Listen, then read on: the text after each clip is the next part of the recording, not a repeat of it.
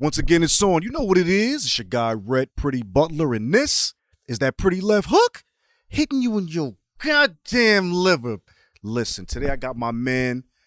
I'm going to let him introduce himself, but this is my guy. You know where we at, too. We in the District of Columbia.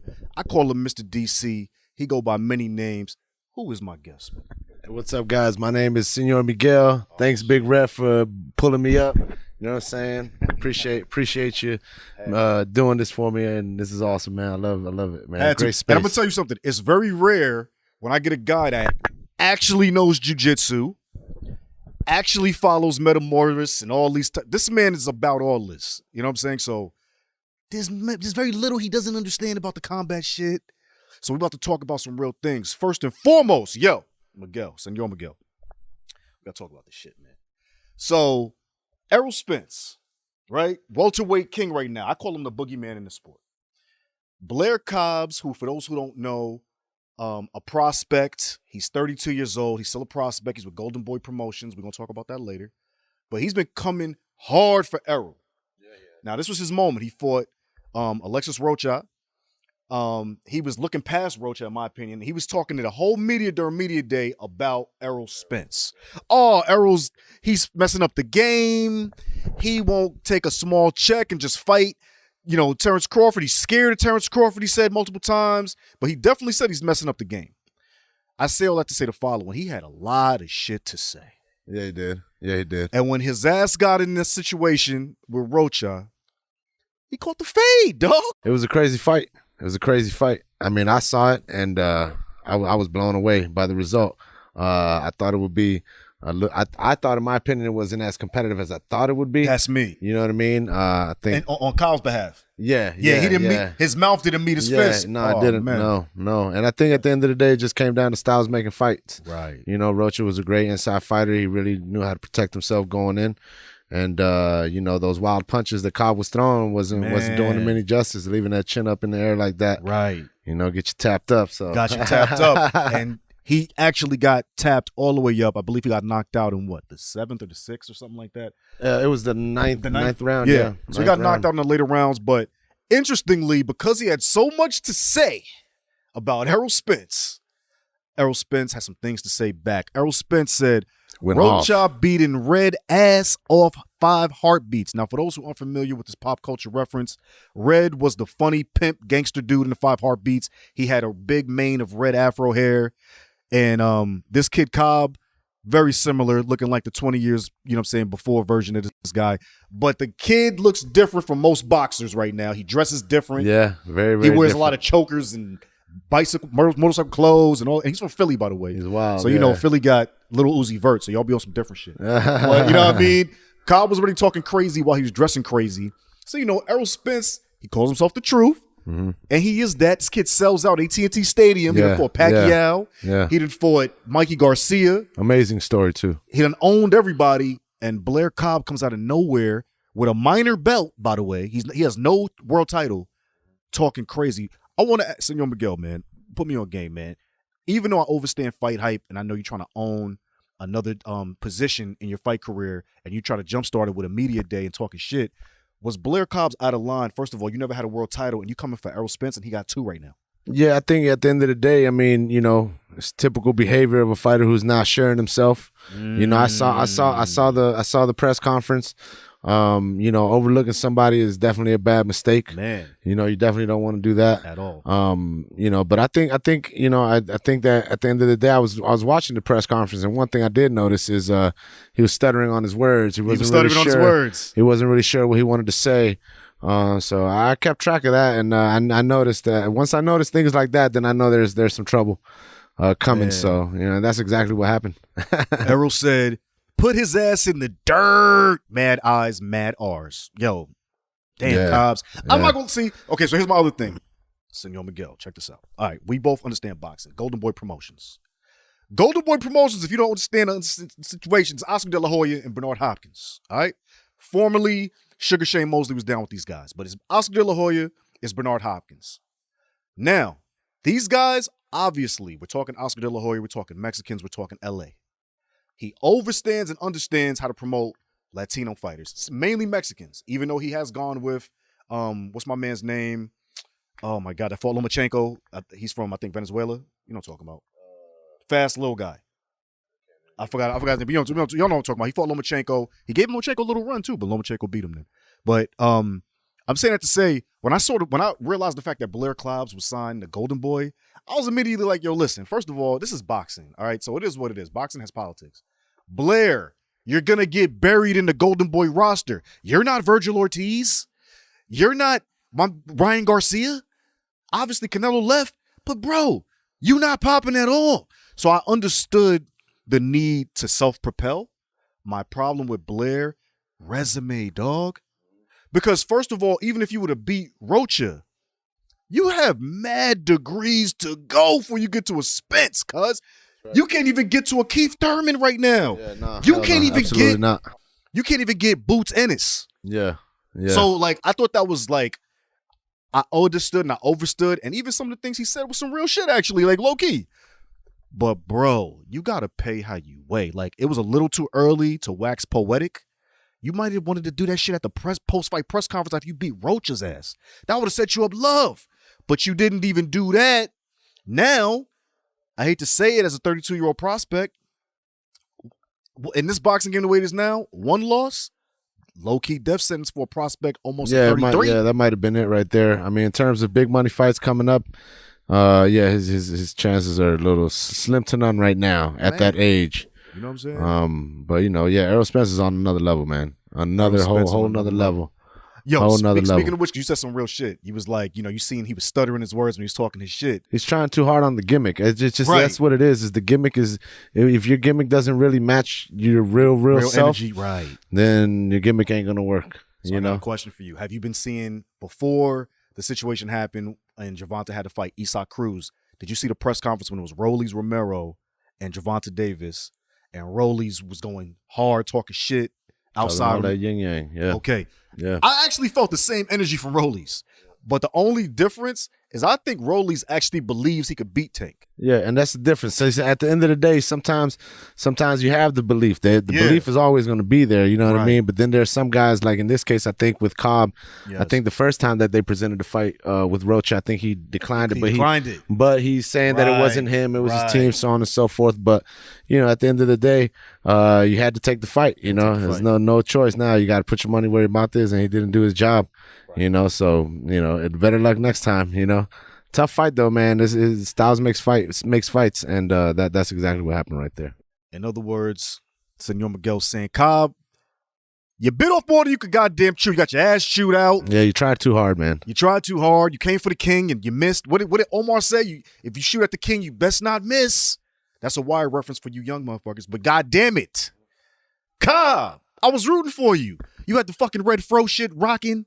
You was on some Philly Uzi Vert shit.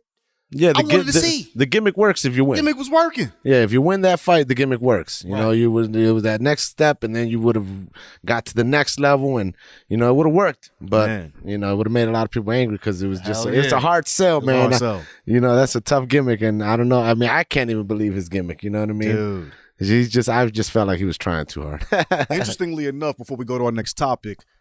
If you want to really make noise in the welterweight division, your ass need to sign the Premier Boxing Champions, dog. I hate to break it to you, but everybody not named Terrence Crawford is there. Yeah, I think a big sell point for him in terms of the signing for Golden Boy, I think was part of his being raised partly in Jalisco and down in Mexico. His father I think was a military guy or something like that, so he moved around quite a bit. That was another thing about the stuff, and that's the thing about a lot of guys in the fight game that talk all this. I'm from the street and I'm from this, I'm from that, but whole time they were never from the streets. You know what I mean? Like they were. It's just that's just what it was. Barracks, man. Yeah, he was from the barracks. He watched outside his window over the wall to to see the action. You should have been in Barracks Row circa 1980s in D.C. We might have believed you, cuz. But we don't believe you no more. You a new D.C. buddy. Yo, going to the heavyweights, man. Señor Miguel, Tyson Fury, man. First of all, we got to talk about the fact that Tyson Fury took over America, dog. I'm sorry. Yeah. I'm going to be the first to say it. And y'all know what I'm talking about because when he fought Deontay, definitely the second and definitely the third time, I seen most of the Americans rooting for fucking Fury, dog. Yo, never in our history has an American Olympian, okay, Deontay Wilder has a bronze medal. Y'all was rooting for the fucking English guy. but I overstand because Tyson Fury, this motherfucker's entertaining, man. He's a great entertainer. Shit. And he's got a hell of a fan base. I mean, he stepped out of boxing. I think that he grew his fan base also by stepping into the wrestling world. You know what I mean? He got a lot of fans from there. People respect things like that when you're willing to get out of your comfort zone and not look like the big, bad, tough guy and all that. I think with Deontay, it was just one of them things, man, where people were all about him, but once that first fight was done and the excuses came, and many people don't like excuses. Nah, and that was the problem. Yeah. My gloves they were padded wrong. They were hit. He was cheating. My water bottle's tainted. My helmet and my suit were too heavy. It was crazy. And the fact that even now Deontay's talking about he's going to take ayahuasca to decide if he's going to even continue to box is fucking nuts. Yeah, that's crazy. Bro, you should know before you take the goddamn. I don't care if you do the toad shit with Tyson, ayahuasca, or you just smoke a shitload of tree. Mm-hmm. You need to know what you're doing before you go into these situations because you're going to be the whole other side of yourself, dog. Yeah. Like real rap. Don't be going there looking for that. Just know. But I want to talk about the fact that now, because we know Tyson Fury's about all that smoke. He's coming for Dillian Whyte. Okay? And my thing is, Tyson Fury just said, because Dillian Whyte is always with the let's go and all of that. Dillian's mad quiet right now. Yeah, bird chirping. Now I know he's taking Tyson super serious. We know that. And this is a super all England fight. However, Tyson was very disrespectful as normal. He said, yeah, you see Dillian Whyte's quiet, right? Yeah, because the bag was finally right in his life. You shut the fuck up now. Yo! Hey, man, there may be some truth to it. You never know, man. And those are the types of shots you got to take to mentally defeat your opponent. You know what I mean? It's going to get some kind of reaction. It is. You know what I mean? Whether it's out in public or whether it's within himself while he's in the bathroom staring himself in the mirror. Man. There will be a reaction to those words. That's a fact. You know what I mean? So I love Tyson Fury. He taught us the word dosser. I didn't know what the fuck he was talking about. I love that word. It's a fucking bum. I love that word. Yeah, big dosser. Yo, I like this guy. He got his own language. He comes to America. He don't give a shit. He puts his face on his suits. Yeah, he's great. He sings Sweet Caroline. He's a fucking nut. I love this guy, man. He's crazy as shit. But y'all was some traitors though, America. We call y'all traitor asses out for the English guy. But I want to talk about the heavyweight division and the fact that with this whole Ukraine-Russia situation, Anthony Joshua was supposed to fight Alexander Usyk on this rematch. But what we know now is that Anthony Joshua said, you know what? I know that man's over there defending his country. If he can't come and fuck with me, I want Deontay Wilder. Señor Miguel, who wins that fight if that happens? Personally, I think Anthony Joshua wins that fight. Really? I think it's a matter of who's making the proper adjustments in the gym, and I think that even with the recent loss and all of that to Alexander, I think that he did show some improvements. Right. He did show some determination in that fight. I think that he has a lot more left than Deontay. I think Deontay with those 3 battles with Tyson really took a toll on him. You know what I mean? And it's only so much bouncing back you can do from that. So I believe that with the straight punches, I think Anthony Joshua takes that fight all day and takes it easily. I think he takes it easily. The jab is a killer. Yeah. The jab is a killer, and if he knows how to jab and utilize the size just like Tyson did, then I think he takes that fight all day. No doubt about it. Interestingly enough, I did get some inside information. Shout out to my peoples in Deontay's camp that Malik Scott is coming back, so he's going to remain the trainer. But one thing I got to say about Anthony Joshua for this call out, and I respect Anthony Joshua for this.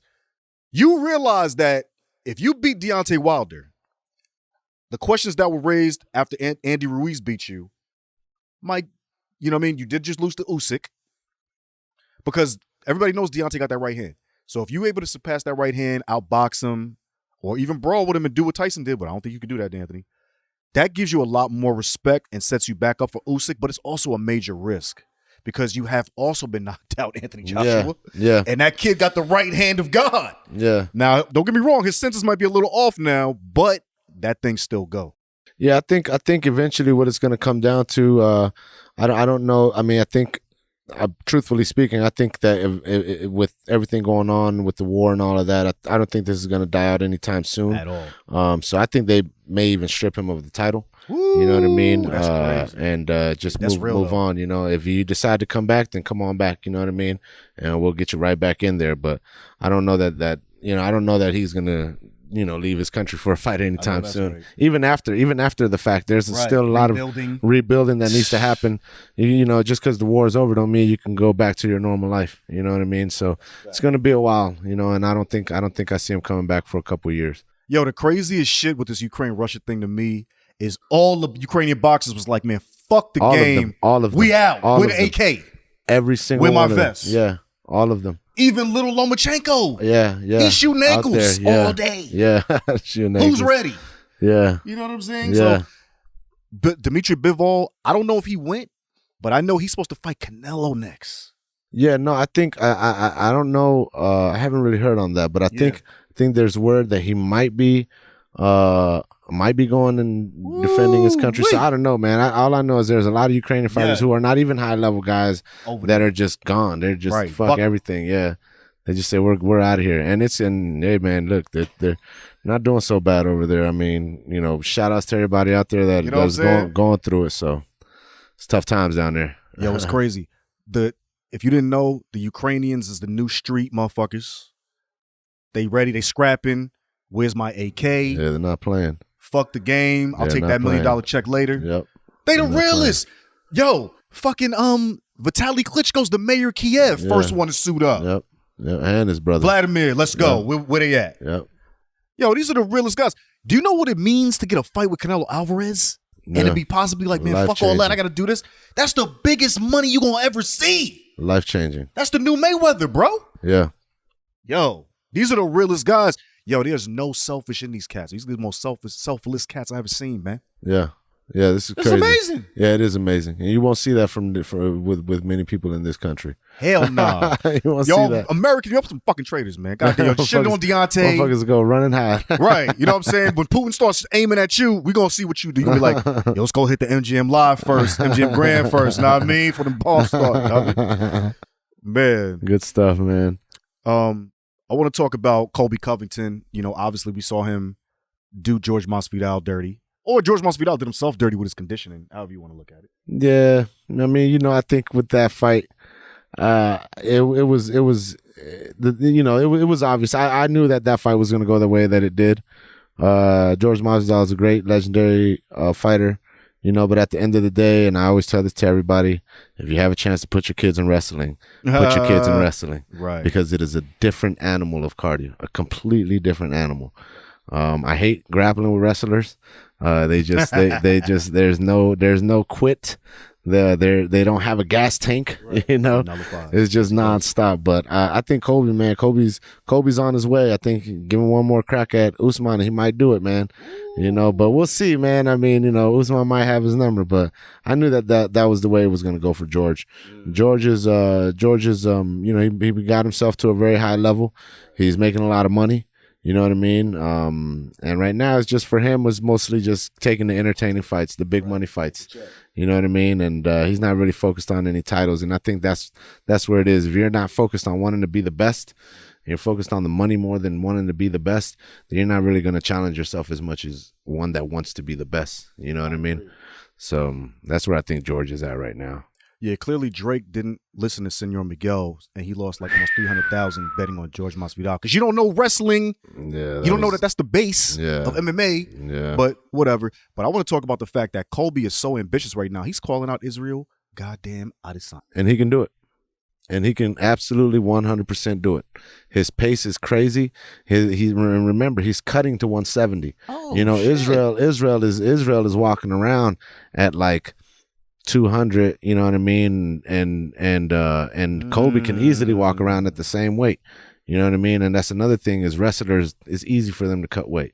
And imagine where he's not cutting weight. Right. And he has a full camp and he goes into a fight with Adesanya, his gas tank is going to be even better. And he's going to completely dominate with the wrestling. I believe he's going to dominate with the wrestling. As long as he can get in and keep him on his back foot, ain't no way that Israel Adesanya comes out there with a win. Damn. I'm telling you. Y'all heard it here first. That's a Señor Miguel prediction, kid. Real wrestling. Is that what got Israel when he lost that light heavyweight fight? When he lost the light heavyweight fight, he was going for the light heavyweight championship, and what beat him was a little bit of wrestling, but mostly jiu-jitsu. You know what I mean? Can maintain and control. He really wasn't effective on getting his hips out, getting his underhooks and all of that. But like I said, I think that Colby Covington moving up to 185 is not a bad move. Obviously, you see there's a big weight difference because when Israel did move up to the light heavyweight, he was still around the same size. He was. You know what I mean? He didn't. There was nothing different. That's true. And then when he got up there, and he was handled. Right. You know, fairly easily. What about the reach with Covington versus Israel? It's you can get in on the reach. That's fine, but you can get on the reach. Neutralizing with the and then you think about wrestling, and then you think about Adesanya throwing kicks. And you're gonna throw that many kicks. Catch that leg, and you're going down. You know, and even if it creates a scramble, it's gonna get you tired. And Israel's known for getting a little tired in there. You know what I mean? It's a little windy. You know, but I mean, he pushes. He pushes. He's mentally strong. He is. You know what I mean? But man, Colby Covington is an animal. Complete animal. He's a dick, but he's an animal.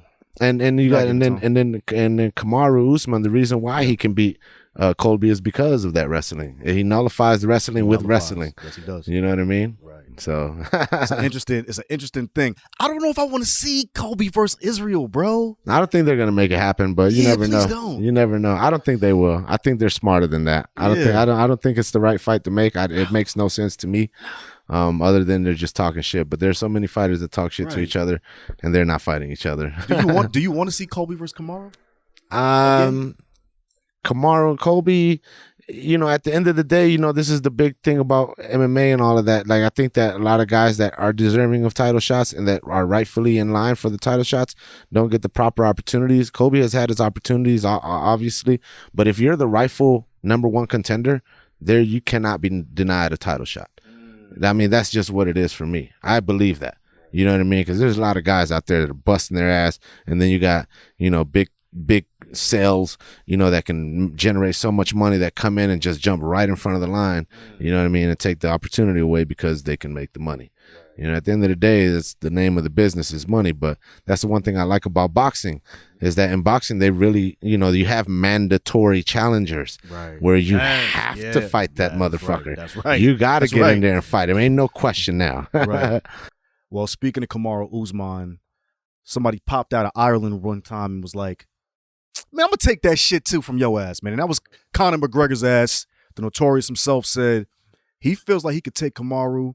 He said he's been watching. He said his leg is healed up.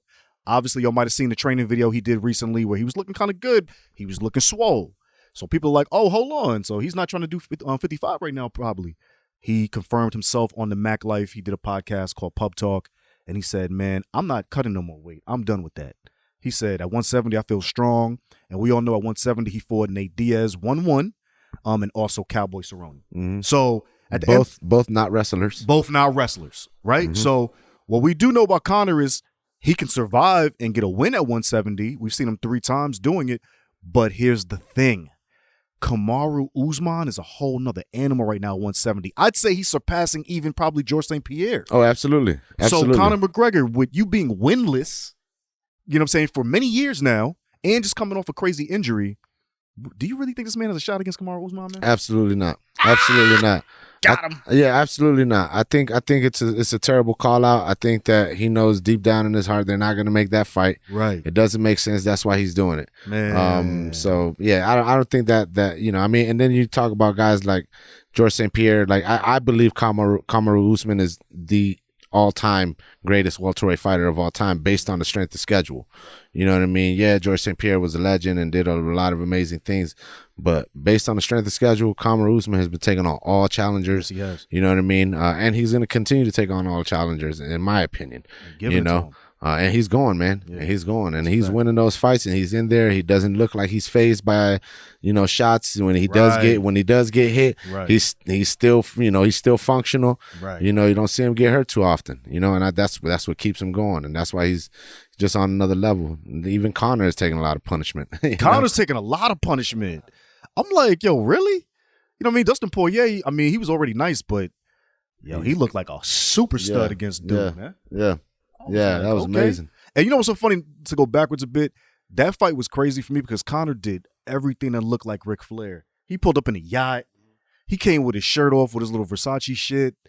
I mean, he be doing the most because you got to get back to fighting, bro. Yeah, and that's the thing. You know sometimes, what I'm saying? Yeah, you're going to get wrapped up in the gimmick. And you forget about the real stuff, you know? It's like, all right, now. Because they're still training like killers. Yeah. They didn't get $100 million for fighting Floyd, dog. Like, they still hungry, man. Mm-hmm. You know, Dustin's out here selling fucking hot sauces and shit. He's fucking hungry. Yeah. You understand what I'm saying? You got whiskey and listen. You know what I mean? But I like Conor. I know the game misses this man. You know, he got super fans, but there's some people coming up now. You know what I'm saying? Obviously, Colby is starting to take the shit talking crown. You know, he's trying to be a mix of fucking what's your man's name? Chael Sonnen and Conor. You know what I mean? Like this part, you know, the one thing I say about the UFC, they always build a personality, bro. Yeah. You know what I'm saying? Yeah. So Colby slid right in, boom. Israel now really stepping out there, you know, with his breakdancing shit and fucking people up. So I mean, it all comes from the professional wrestling industry. You know what I mean? That's where they most get their stuff from. It's pretty good stuff. That's why I love wrestling, man, because I know these guys get influenced by it. You know, it's great stuff. I don't like wrestling, by the way, but I respect him. Last thing, man, Jake Paul. I got it only because I need to get your opinion on this because you're a real fight fan.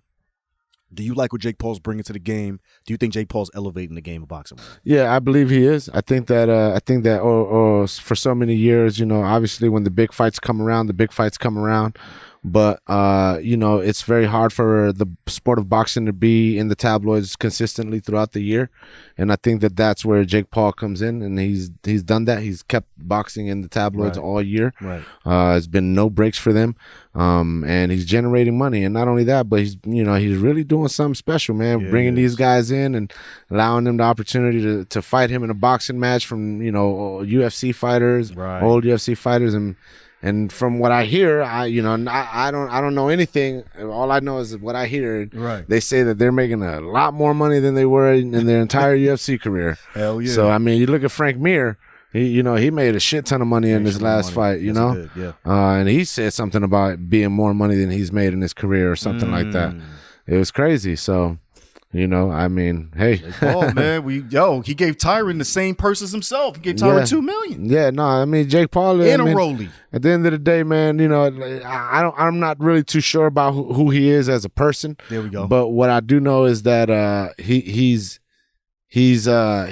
taken the energy into a positive direction when it comes to boxing. Thanks. You know what I mean? And MMA. You know what I mean? He's making noise about the pay. He's showing his singlet photos and shit. So you know, he's doing what he needs to do, and whether people like it or not, they're gonna have to learn to love it, learn to have to live with it, and he's doing amazing things for both sports, I believe. He is. You know, so. The bad guys on top, man. It is what it is. Yo, fucked up. Kid, that Showtime deal. He's outside. He's selling fucking tickets. He's holding down Amanda Serrano, though, so we got to respect that. Because she's a fucking beast. She just needed a big homie. She got that now. And we love Jake Paul for who he is. But you know what it is? It's the Pretty Left Hook. Shout out to LeVar Arrington. Shout out to the Up On Game Presents Network. Big shout out to my man Vito on the edits.